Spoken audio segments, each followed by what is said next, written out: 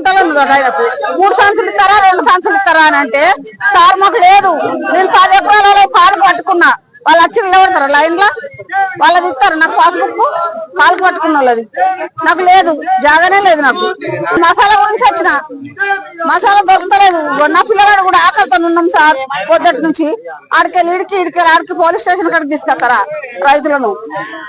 ఆడ లేదా సూసైడ్ కాడ నిలబడితే ఒకరినొకరు నూకేసుకుంటూ పోలీసు వాళ్ళని రైతులు కొట్టుడు, రైతులను పోలీసు వాళ్ళు కొట్టుడు, ఆడికెళ్ళి మళ్ళీ పోలీస్ స్టేషన్ కాడికి తెచ్చారు. అంటే ఎందుకంటే వాళ్ళ అన్వాళ్ళు అయితే సపోర్ట్ చేయాలని వీడికి తీసుకొచ్చి కూర్చుండి పెట్టిరు ఆడలను మొగలను.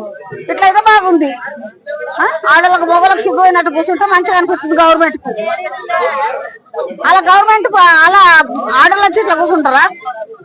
వాళ్ళు చేసే పని ఇట్లా చేస్తారా సారు? మేము ఇంత మనసులం కాదా? ఇట్లా ఎందుకు చెప్తున్నారు జనాలను? ఎందుకు మాట్లాడాలి ఇట్లా? కొంచెం రైతులను కూడా చూడాలి. బయటకు ఎందుకు పోతుంది? మా ఊరికి వచ్చే మందు బయటకు ఎందుకు పోతుంది? ఈ దొంగ ప్రపంచం ఎందుకు చెప్తున్నారు? చేసేది కరెక్ట్ చేయాలి, లేకుంటే పక్కకు తప్పుకోవాలి. ఇన్ని రోజులు ఎన్నో రాలేదు ఈ ధర్నాలు, ఇట్లా కూర్చోలేదు మేము. ఎప్పుడంటే అప్పుడు తీసుకుపోయినాము, ఇప్పుడు ఎందుకు అవుతుంది ఇట్లా?